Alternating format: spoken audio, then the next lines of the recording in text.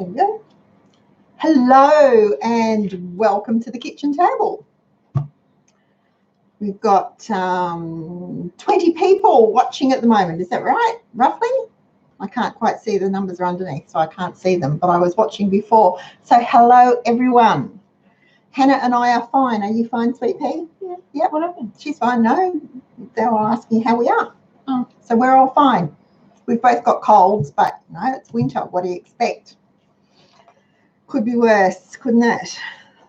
So Barb wants to know what minimum wage is, and I noticed that Kathy was asking what minimum wage was. Does anyone want to take a stab at what minimum wage is as of the 1st of July, which was yesterday? Does anyone know? No?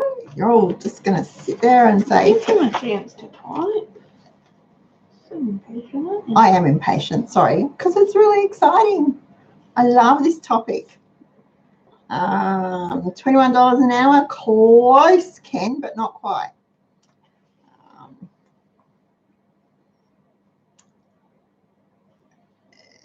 Yeah, Andrea, close, yep.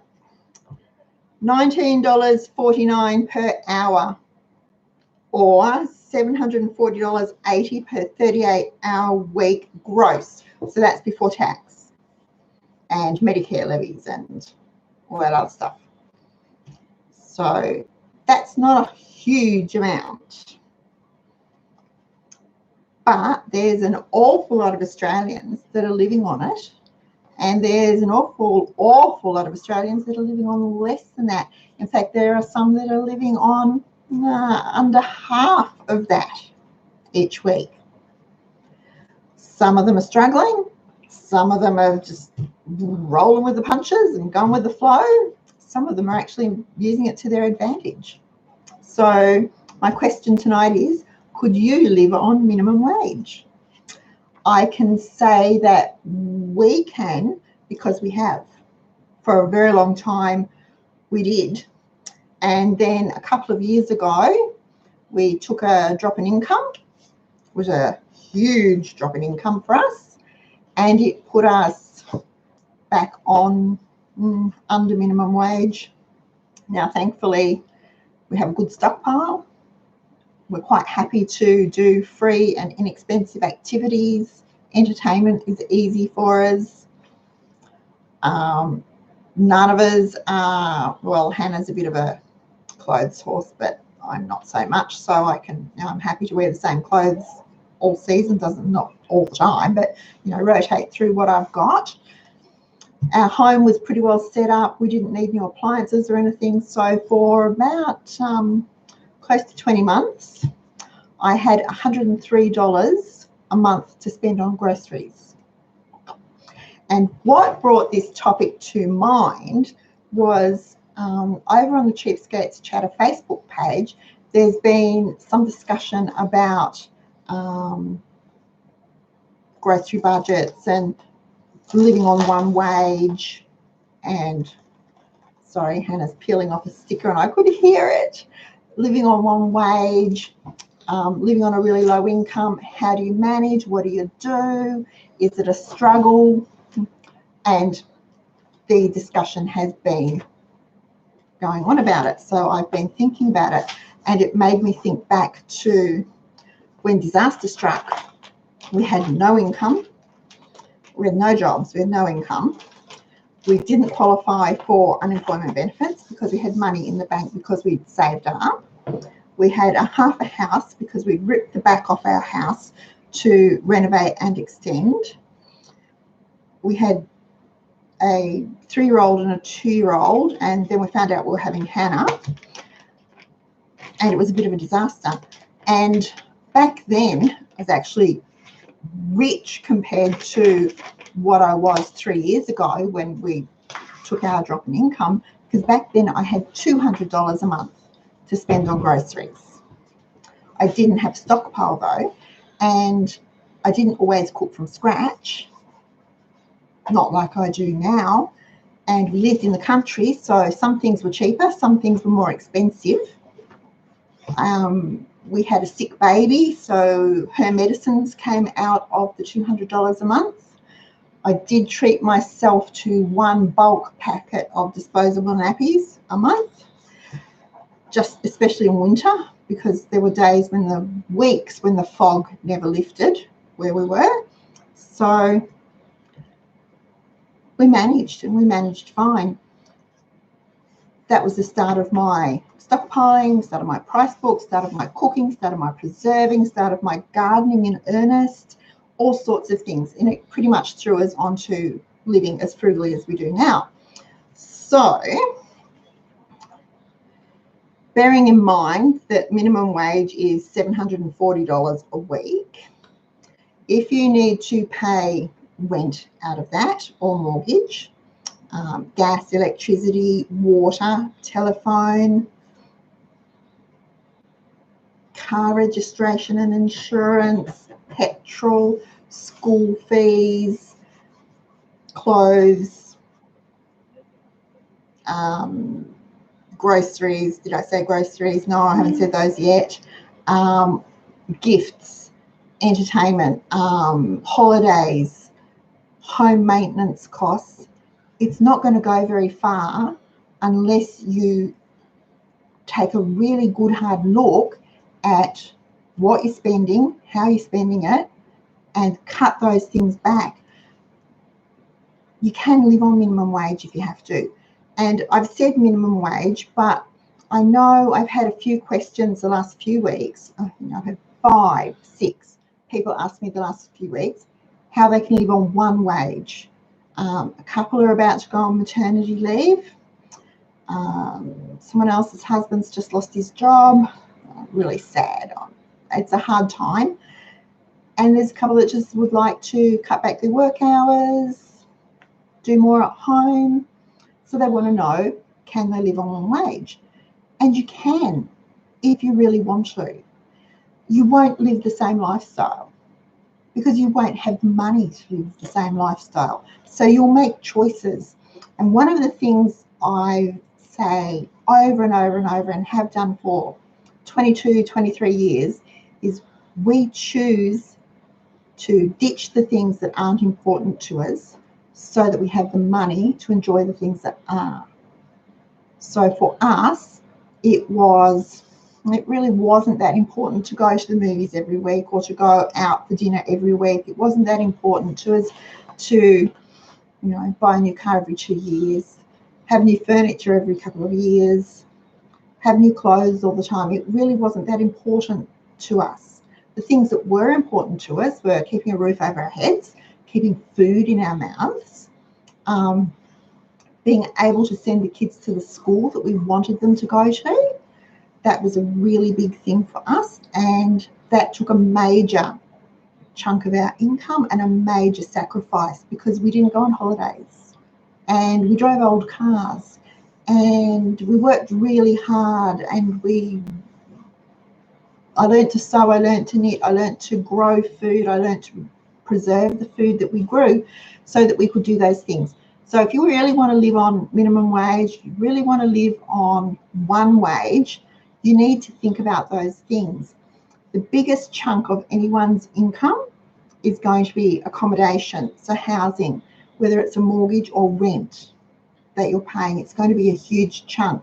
So you need to decide, do you really want to live on one wage or minimum wage?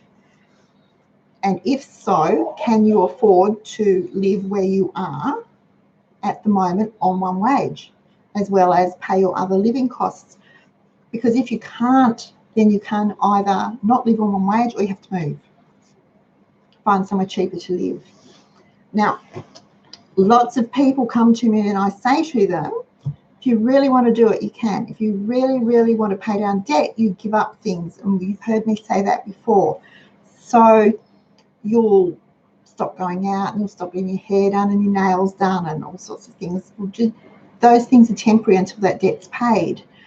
But when the debt's a mortgage on a house that you are working, it's a bit of a vicious circle, isn't it? You've got the house and you've got the furniture and you've got the whatever, and you have to work to pay for it so that you're not there to enjoy it. So why have it? I would much rather go somewhere, buy something that didn't cost as much. It can be just as nice. It just won't cost as much, so that I'm not working quite as hard and quite as long, so that I have the time to enjoy what I'm working for.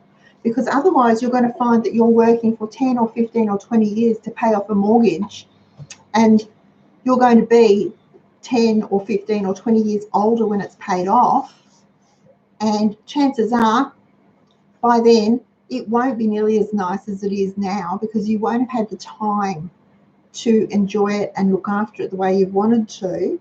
It might still be perfectly acceptable to live in, but it won't be as well maintained. So then you're going to have to do the kitchen, do the bathroom, put the new floor coverings in, update the heating and air conditioning, new fences, probably do a roof or insulation or something, all those things, and you're back at square one, because you're going to have to keep working to pay for those things.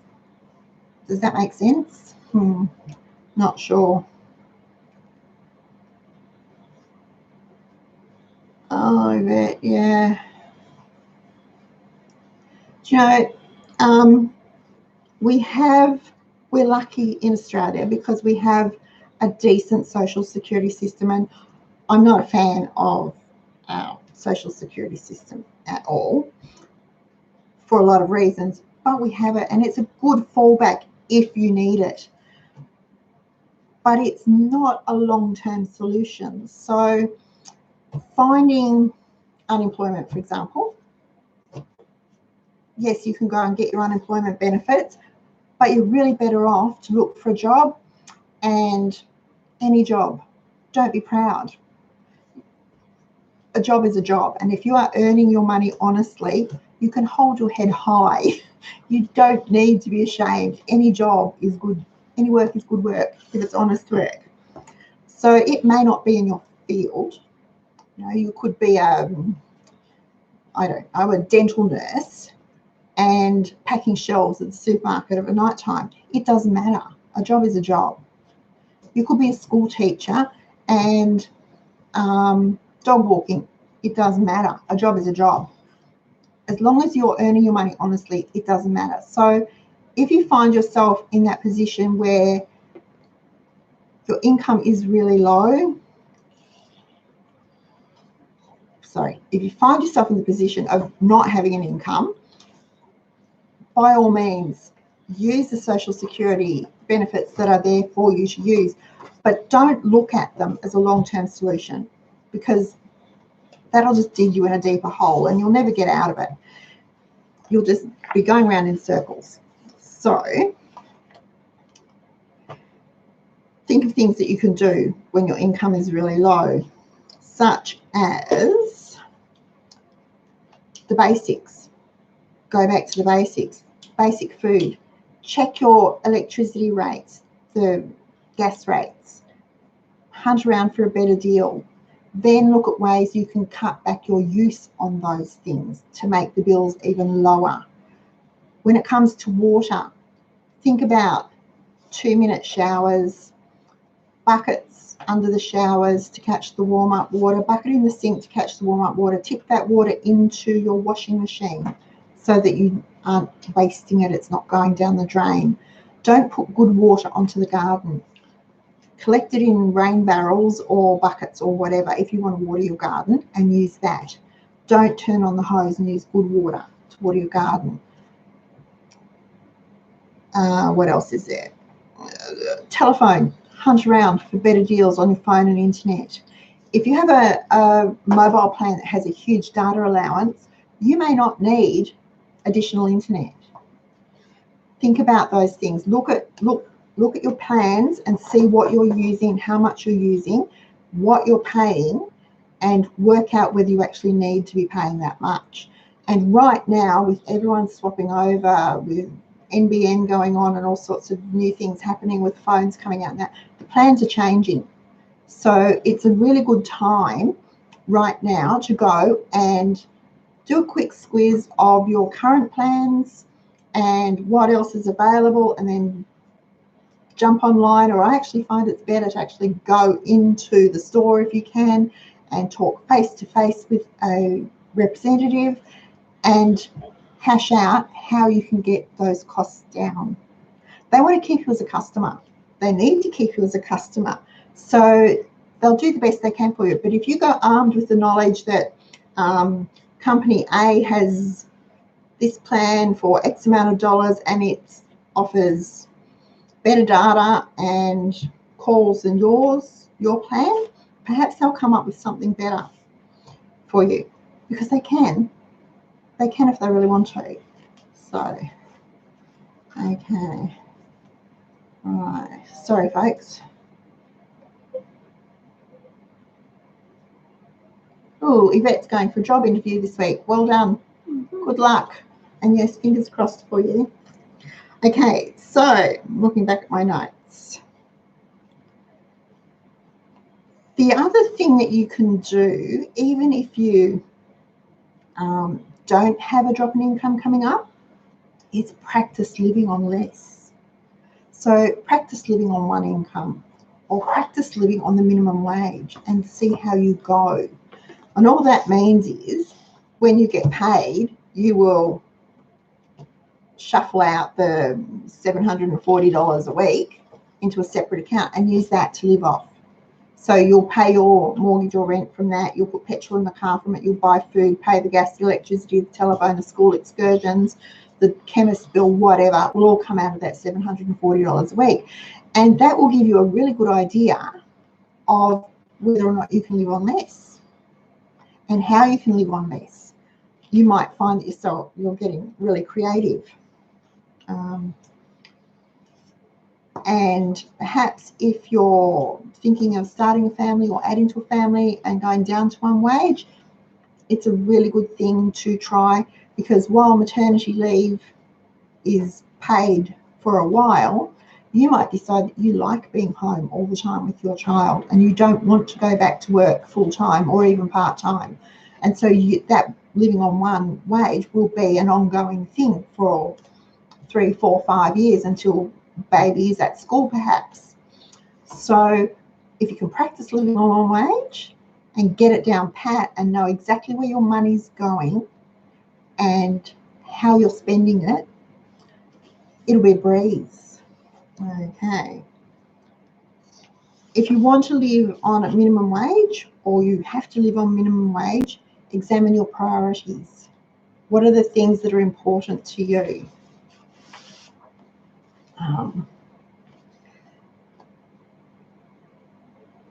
You know, for us, as I said, for us, the really big thing was the education for our children.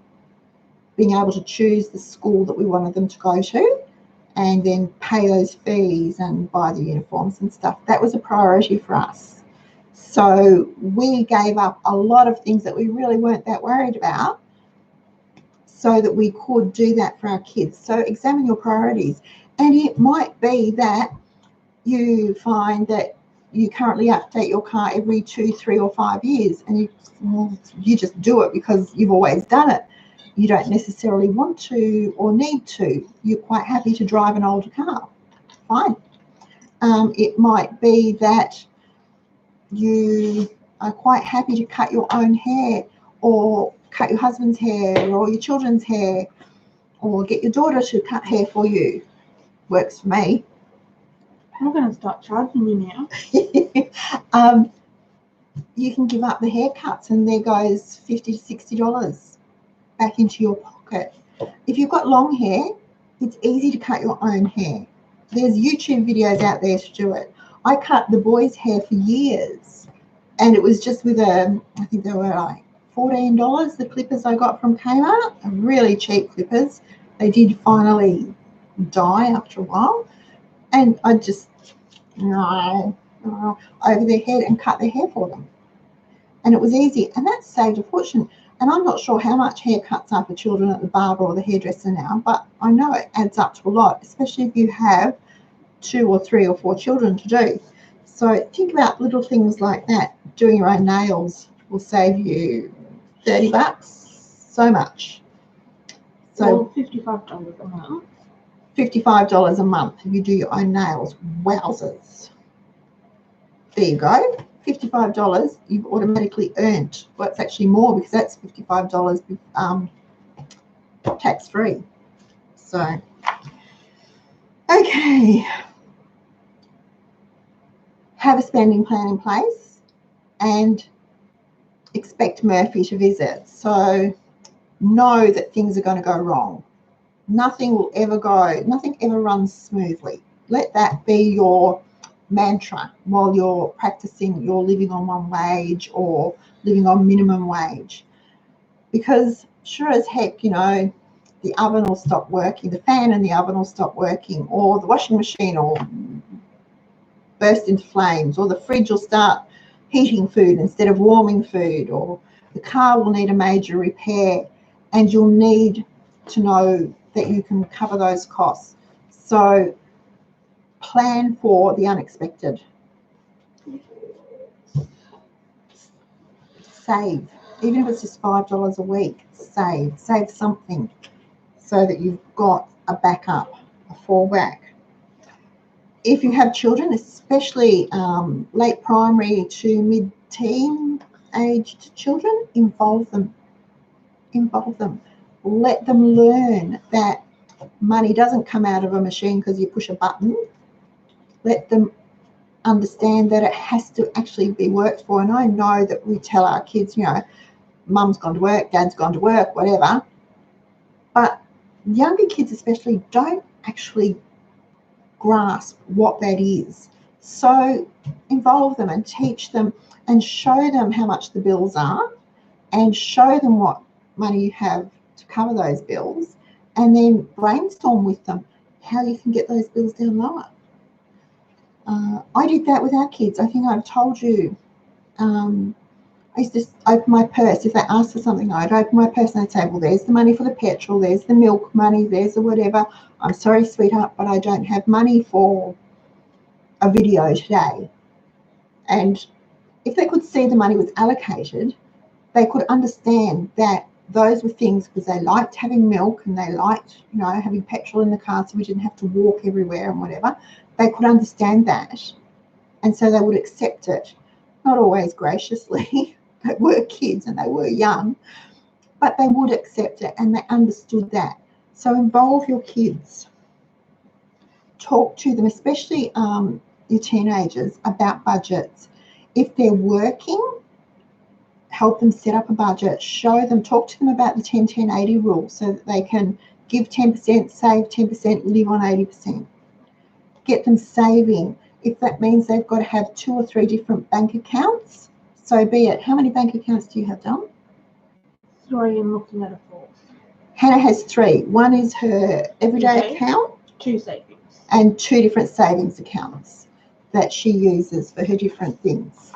So I know our eldest son, AJ, has 3 accounts too. So same sort of deal, everyday account and then a couple of different savings accounts. Okay, so, right. Because we're the parents, so it's our job to teach our kids these life skills. I know that the consensus in 2019 is that this stuff should be taught at school, and perhaps basic math of it should be taught at school. But as parents, we need to teach them.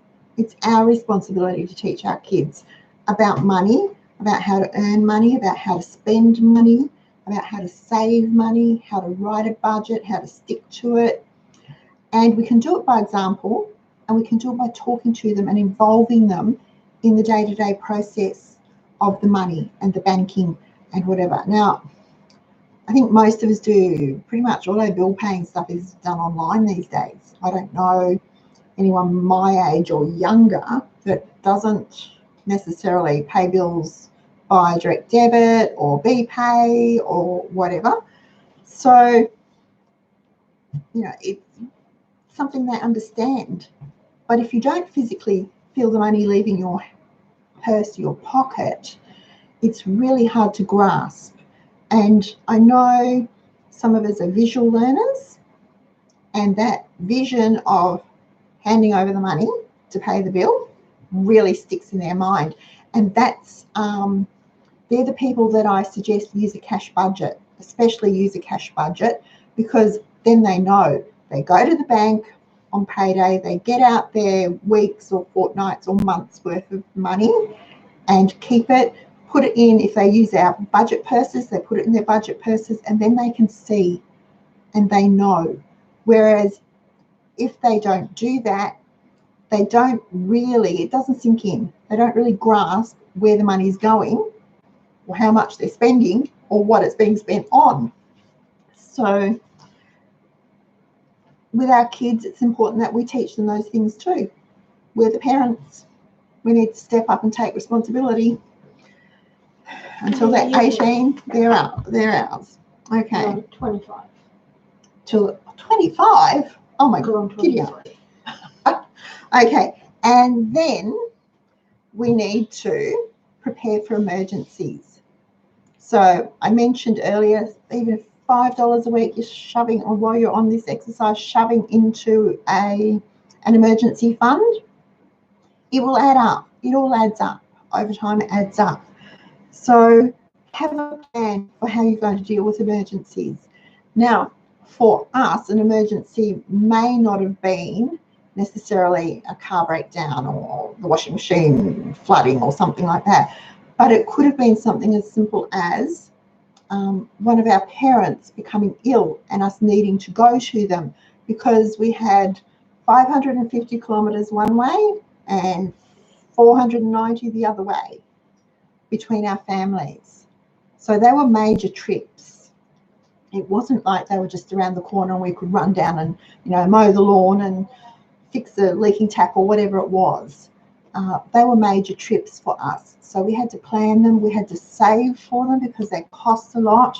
We had to budget accordingly. So think about emergencies and how you will deal with them and what those emergencies could be.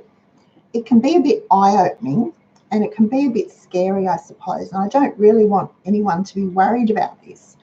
But if you are prepared, then if it doesn't happen, it's a doddle. If it does happen, you know how you're going to manage it, and it's a doddle. It might be a bit of a wobbly a doddle, but it's still a doddle for you. You will get through it. Okay, so then think about the types of emergencies. So medical emergencies, again, we are blessed in Australia. We really are blessed that we have hospitals with emergency rooms that we can go to, hand over our Medicare card and never see a bill. We might have to wait. You might have to sit in the waiting room. It might take a couple of hours once you get through triage, but you will be seen by a doctor. You will be treated and it won't cost you. So we are really blessed because there's not a lot of countries in the world where that happens. And I know it's a pain in the neck to have to sit in emergency and wait. It's awful lying back in triage waiting for the doctor to come, and they come and they are often rushed and not giving us what we think is the attention we need. Don't be fooled. Those guys know what they're coming up with. They've done their homework and their background. They're brilliant minds to become a doctor or a nurse. So they know what they're doing. And we don't have to pay a cent for that because we've already paid our Medicare levy. We've got the Medicare system set up for us. We just hand over our card and it's done. So medical emergencies are pretty well covered, but other emergencies may not be. Think about them and think about how you're going to handle them. Have a plan. It doesn't have to be written down, as long as you and your significant other, be it husband, partner, boyfriend, girlfriend, next door neighbour, whatever, knows what's going on and you've worked it out together, you'll get through it. Now, the Linker family, not grateful. We really are. See, look, we have a really, really good doctor, family doctor, and the practice is amazing, and it bulk bills. The whole practice bulk bills everything. So And we've been going there for 15 years or more, and they're brilliant. You still have to ring up, you still have to make the appointment, and yes, I can get to that, be there on time for my appointment and still have to wait. But you know what? When I get in to see the doctor, he's thorough and he takes as much time with me as he needs or as I need. I don't have to go in and go, you know, I've got a splinter and you write a script and now I'm out the door in under 2 minutes. They're very thorough. They do their job well. They're excellent. And so the waiting doesn't bother me because I get that they take the time they need with each patient. Some patients are really quick. They don't need a lot of time. Others take a bit longer. I'm happy to wait for that. And I'm not paying for it, so I am really happy to wait for it. So yes, going to sitting in emergency is can be a nightmare. It can be horrible. The seats are hard. They're always too high for me, so my feet dangle and my legs get sore. And there's people coughing and sneezing and doing all sorts of things around you. But you know what? They're sick too, and they're waiting to see a doctor. So we should be, you know, grateful that we have the opportunity to see a qualified doctor. Right. Okay. What are we doing here? Right. Sorry, guys. I'm just reading the comments. I had both my children through public system. I was 100% happy. Do you know what? That's brilliant, Margarita. For baby number 1, we went private. I was in hospital for 3 weeks before he was born, and we got a bill at the end of it. For baby number 2, again, we were private. We had our private health insurance. I was in hospital for 24 weeks that time before Thomas was born, and he cost us a small fortune. The bill was over $4,000. Over $4,000 26 years ago. It cleaned our bank account out. So when Hannah came along, we'd already disaster had already struck. So the health insurance went. We couldn't afford it. And so public. And it was a breeze and it didn't cost us a thing. And even to this day, I kick myself and think, really? I was in a base hospital, so I was either in a 4-bedroom or a 2-bedroom because that was the choice, whether you were a public or private patient. You had 4 beds or 2 beds. Didn't matter. Food was the same. Everything was exactly the same, except that private patients got billed for absolutely everything and presented with the bill at the end, and your health insurance didn't always cover it. So something to think about.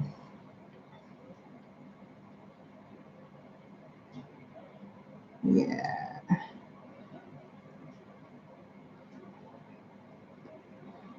Okay, so, all right.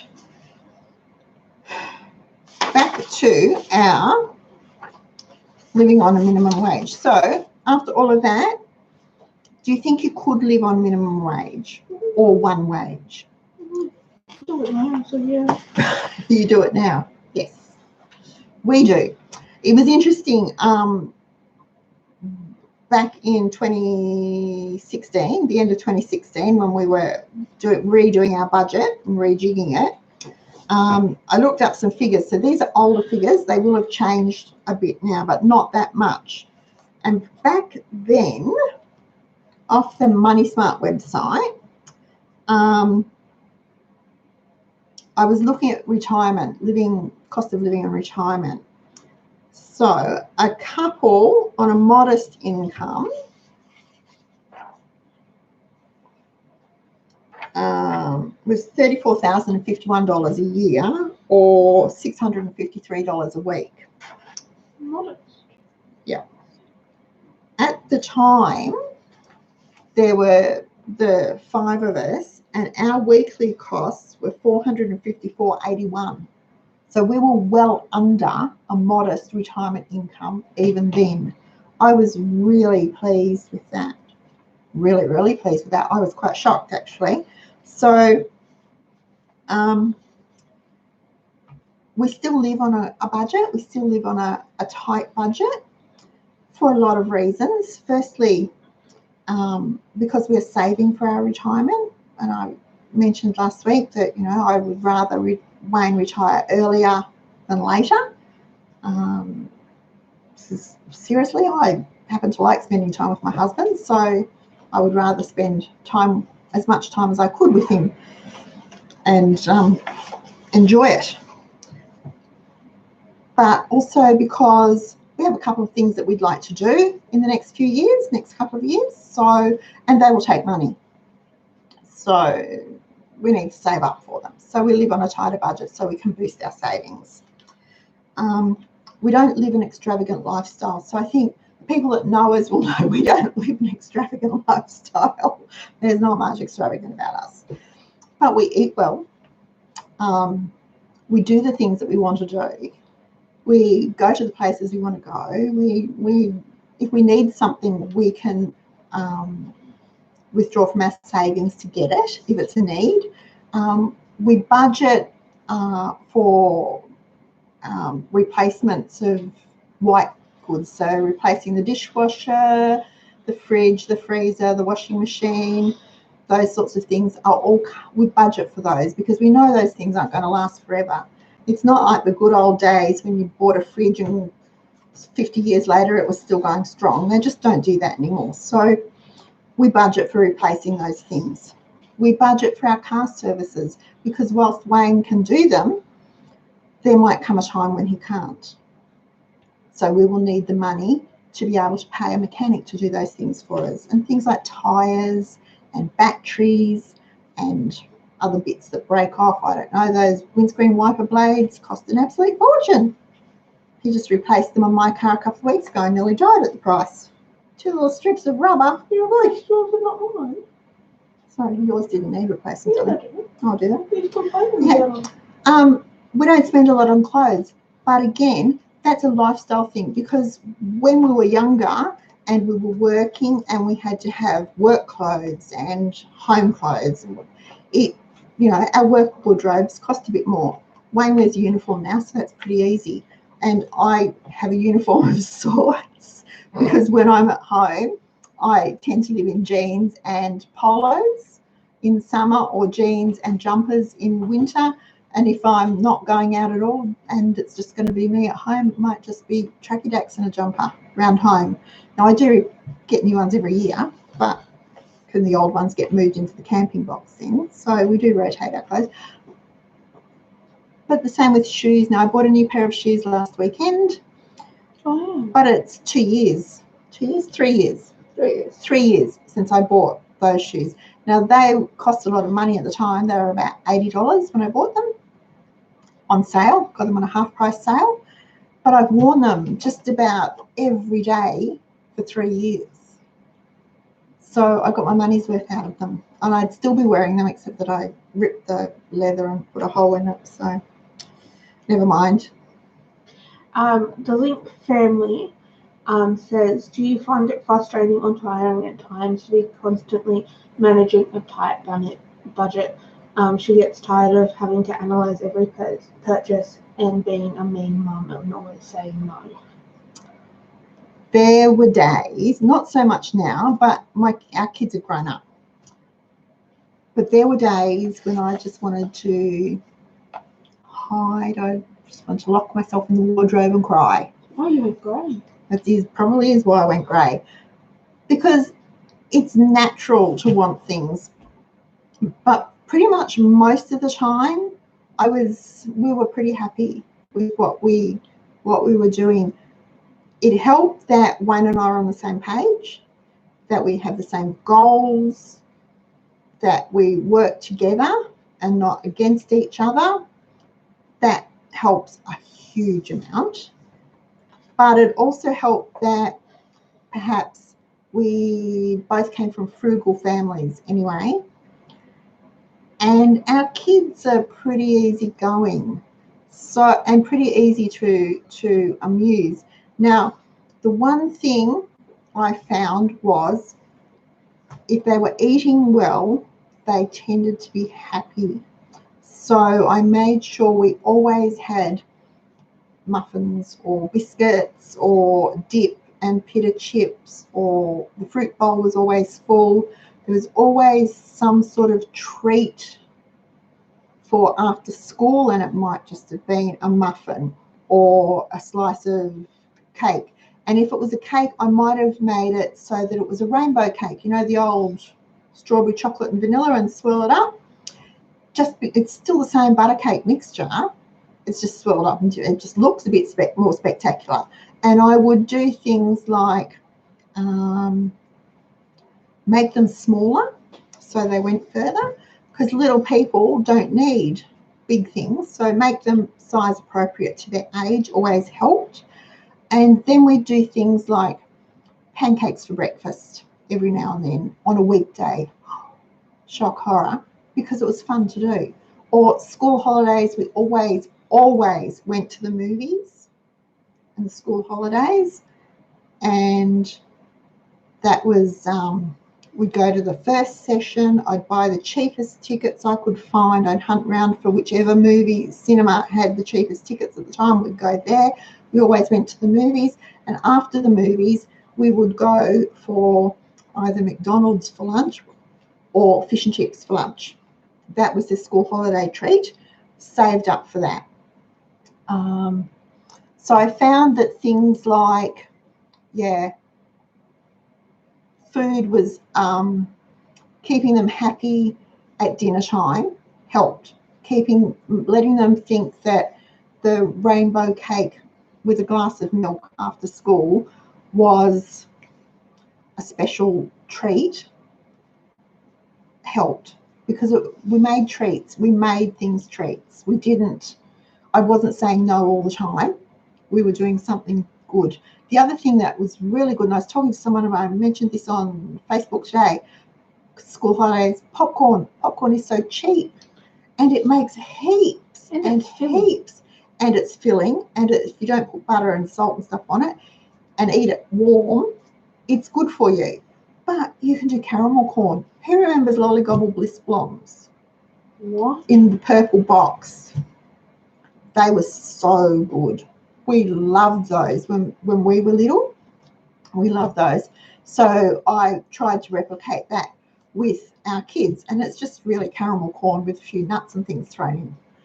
Thursday I do school holiday snacks. Okay. So don't feel mean for saying no. You're not saying no to be mean. You're saying no for a purpose. And perhaps then, I don't know how old your kids are, but perhaps you need to explain to them why you can't do, or they can't do, whatever it is at that time. And that if you can do X, Y, Z, then in the future, you will be able to do A, B, C, if that makes sense.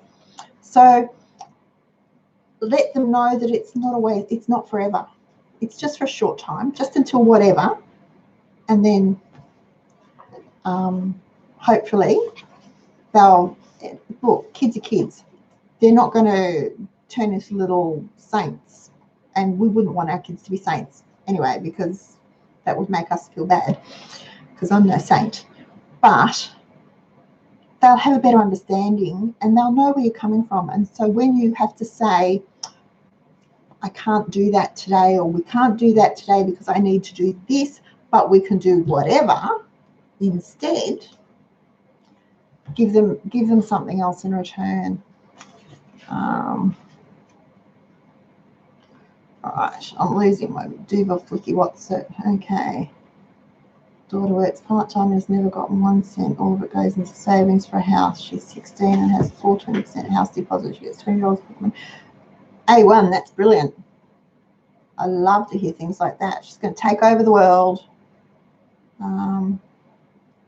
Okay.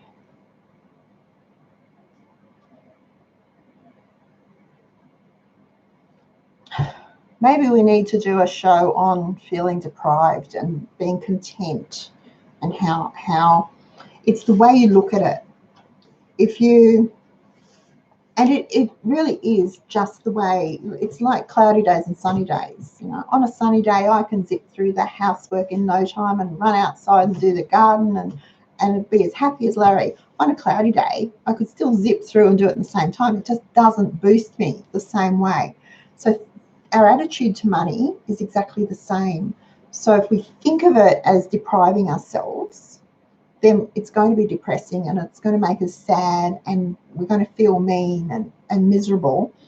If you think of it as working your plan, so the end game is whatever, the mortgage paid off or the trip to Disneyland or the new car or the swimming pool in the backyard, whatever you're saving for, working towards, then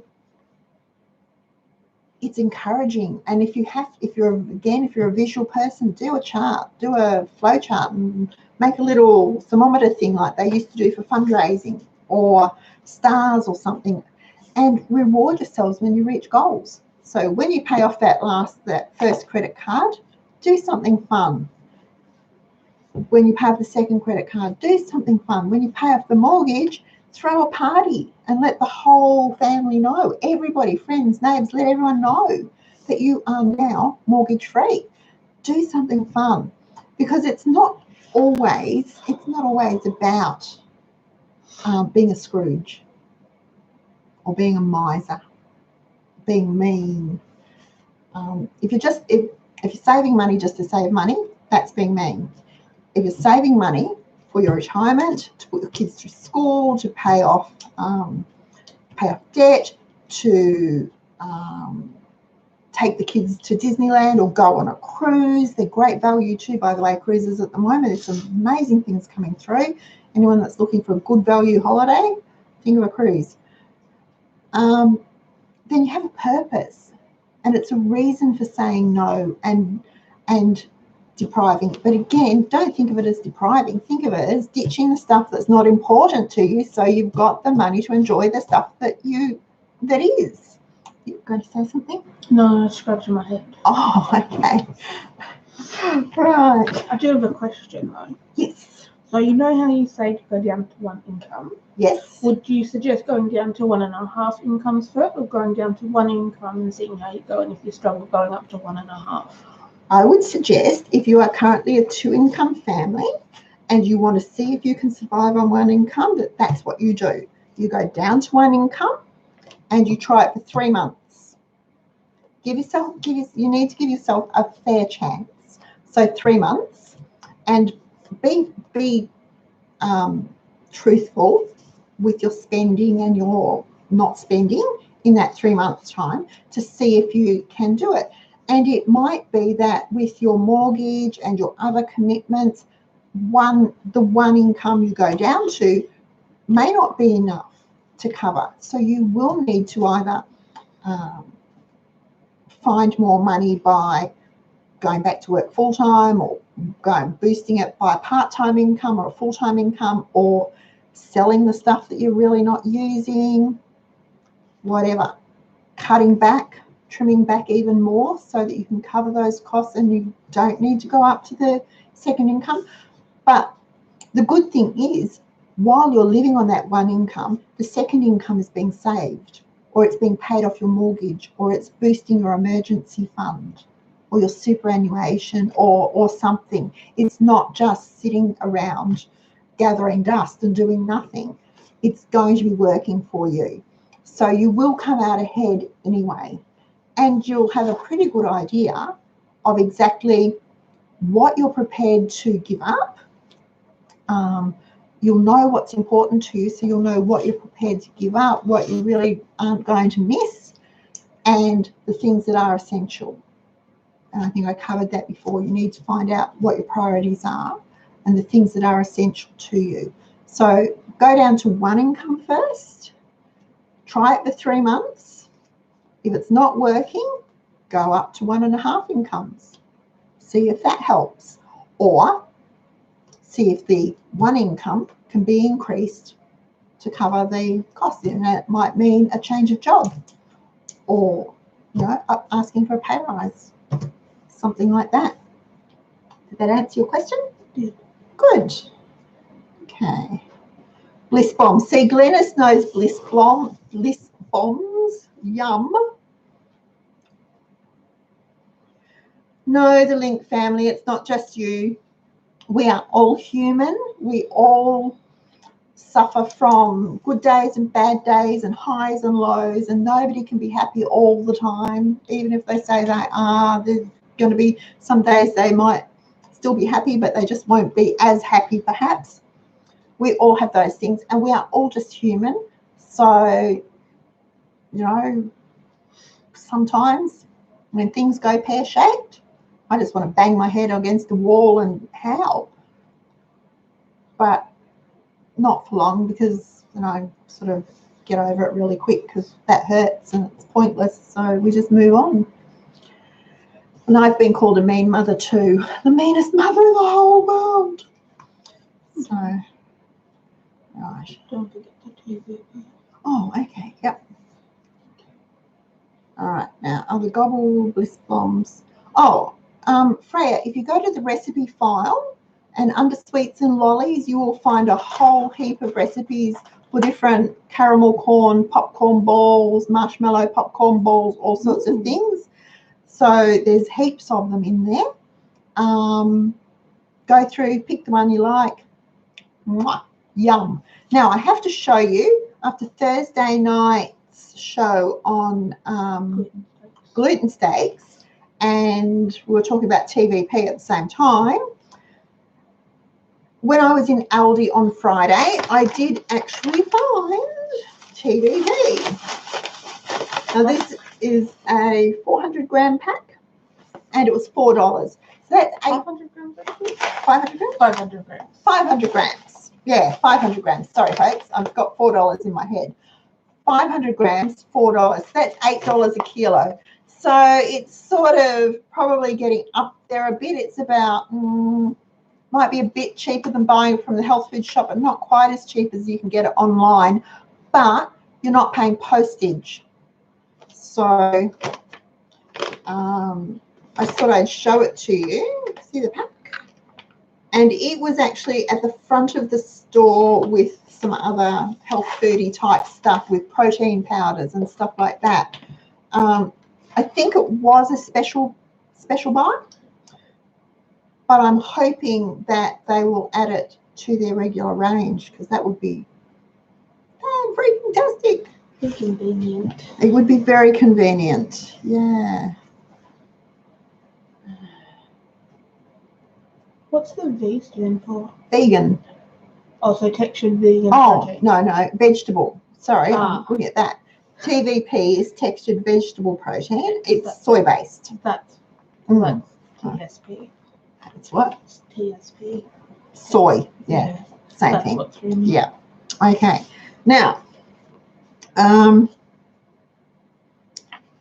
talked about little things you can do and feeling deprived. Sorry, just looking at this. I love flowers in the house. Fresh flowers in the house just make me smile. I just love them. My mother always had fresh flowers in the house. Every week she would have new flowers, and they were just beautiful. So I grew up with fresh flowers in the house. And Wayne often uses his mad money to bring me flowers. So I am spoiled. But they're expensive to buy. I know they're expensive to buy. So you can either grow your own, and you know, it's not difficult to grow some daisies and some carnations, lavender, a little bit of the white fluffy stuff. I have geraniums that smell like crazy, but they're so pretty. Gerbras, all those sorts of things. Roses. You can do the rainbow ones. Yes, you can. I'm joking. Yeah, you can make them all pretty. You can grow your own flowers. You can pretty much grow your own flowers and cut them for the house. Or you can wait till they're marked down at the supermarket. Not the florist, the supermarket, because they all have those buckets of flowers at front, and they will mark them down and then bring them home, and they might look limp and sad, but if you snip about maybe 15 mil off the end with some kitchen scissors or a sharp knife, and then sit them, rip all the leaves off so that there's no leaves under the water, sit them in your vase, and then add half a teaspoon of bleach and about a half a teaspoon of sugar and stir it up. They'll perk back to life and you'll get at least a week out of them. And you'll get them, I often pick up, if I'm looking for them, the bunches of carnations or roses, and they look like they're on their last legs, for $3 and $4. So when they're $12 and $15. The other thing is Aldi often have fresh flowers for $4.99 a bunch if you really like them. So you don't need to be deprived of the things that you really like. You just need to look at another way of getting them. So now, the other thing you can do is use silk, and in winter I use silk flowers to fill in when I don't have the fresh ones. I have hydrangeas, I have roses, I have peonies, all sorts of things. Came out in the vase. Yes, yeah, the peony roses. Yeah. So that's in the house. So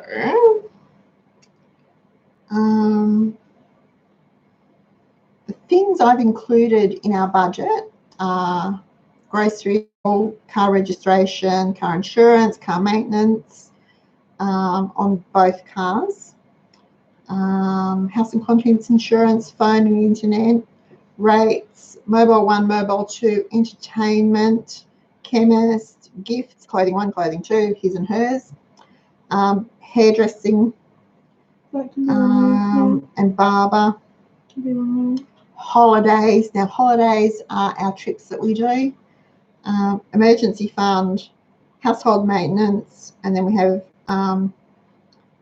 Wayne's hobby and a craft budget for me. Dad's hobby, Mum's craft. Thank you. Yeah, Dad's hobby.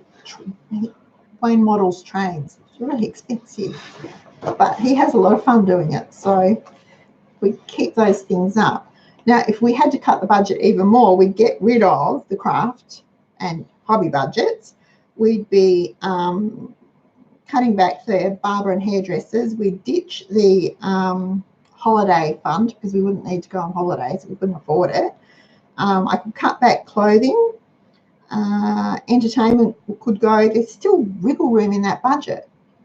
So if we needed to, we could easily drop $30 odd a week, just straight away.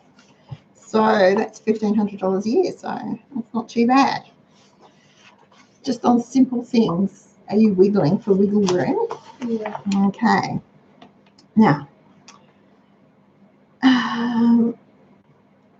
we have a separate category in our budget for our holidays because we do big trips.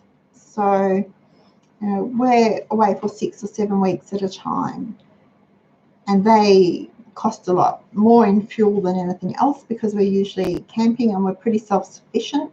So we don't often have to pay for campsites. In fact, maybe once or twice a week while we're away so that we can have a real shower and find a washing machine. But otherwise, we tend to go free camping and bush camping, which is really fun. So we do have our separate holiday categories. And, we do it. But I was really surprised at the how well we do compared to the chart on the Money Smart website. So if you go to Money Smart and look it up, and it is called the retirement standard, the ASFA, as for retirement standard, and look up the chart, and it will give you for couples and singles, and it will give you a modest and a comfortable income, and we were way under the modest and living comfortably. So that encouraged me. So I thought, well, by the time we finally retire, at least we'll be able to manage. Alrighty, folks. Barb's going to work on her budget spending plan, but you're ahead, Barb. So don't stress about it. Just Right. And what else? All right. Yeah. The lilies from Aldi, Yvonne, are beautiful, aren't they? And don't lilies have the most gorgeous fragrance? Oh. Okay, so, alrighty.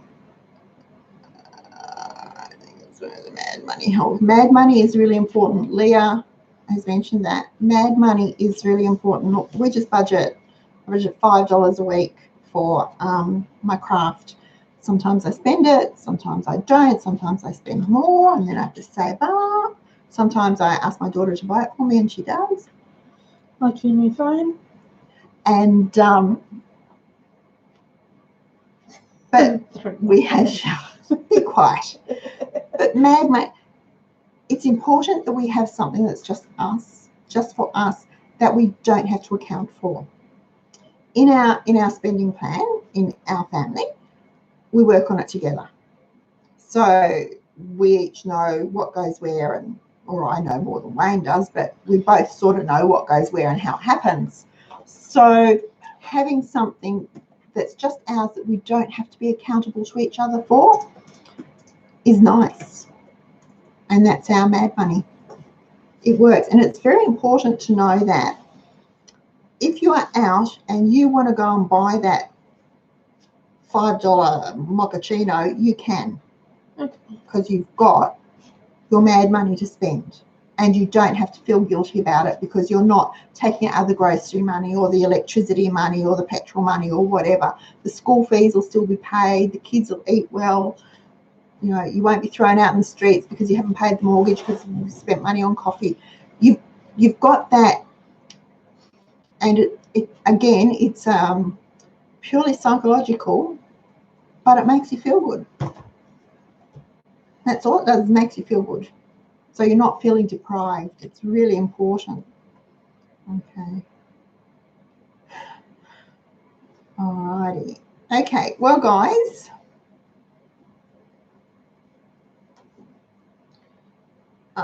Annette, you need to just sit down, write a spending plan. Actually, okay, Annie's home, Annette. For the next 31 days, no, 20 days, 28 days now, because we're 2nd of July, track your spending. Write down everything you spend, whether it's on groceries or petrol or the mortgage or gas, electricity, bird food, Panadol at the chemist, toenail clippers, whatever. Write down every cent you spend for the rest of the month.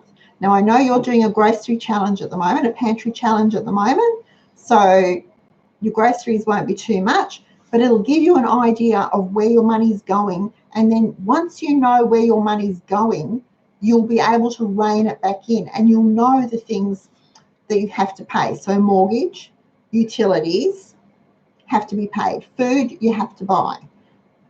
Probably anything else, phone and internet, probably be considered as an essential, although they tend to be luxuries, but think of them as an essential. Everything else is probably a fluid thing that you may or may not need, you may or may not want. So track your spending. Do it for the next, till the end of July, and see how you go.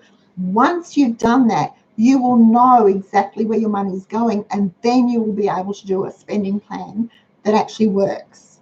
But until you know where the money is going, writing a spending plan is pointless because you'll just be pulling figures out of thin air and you won't include everything in it.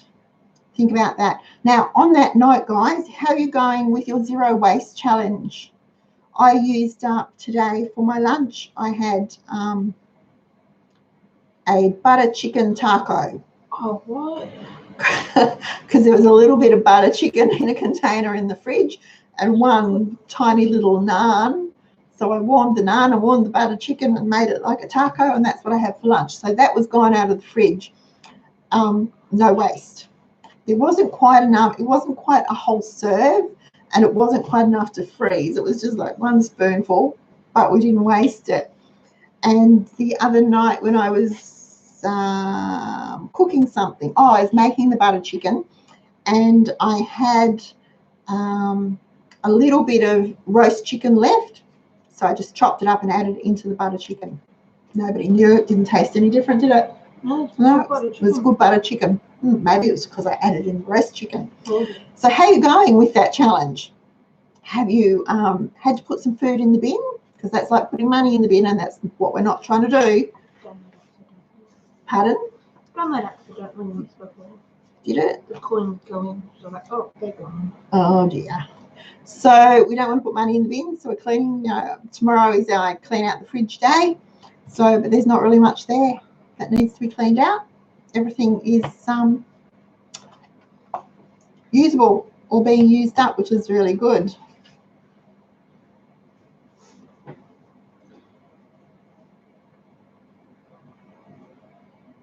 Oh, great, Annie. Annette, that sounds really good.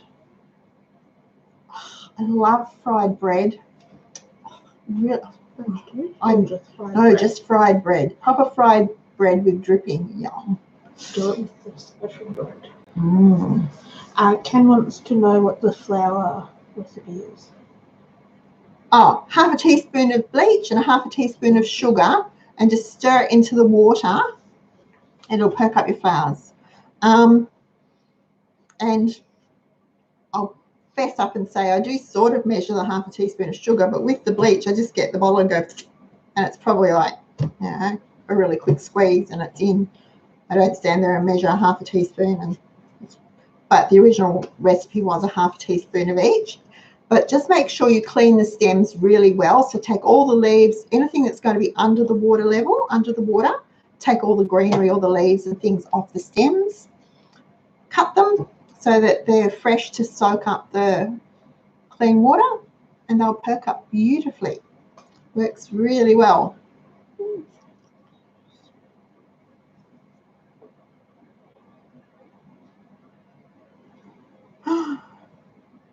Well done, Barb. Someone left his sandwich sitting on the outside table and went to turn off the hoses. Not really a waste, is it? Cat food. Well, I suppose it saves the neighbour cat food. I don't know. All right. Okay, guys, I shall let you all go. I'll see you on Thursday in the kitchen when we're going to do school holiday snacks. Sounds like fun to me. We don't have school holidays anymore because we haven't got anyone at school, but we can still do school holiday snacks. All right. Thank you so much for joining us tonight. I have enjoyed it. I hope I haven't talked your ears off. And we shall see you all on Thursday. Bye.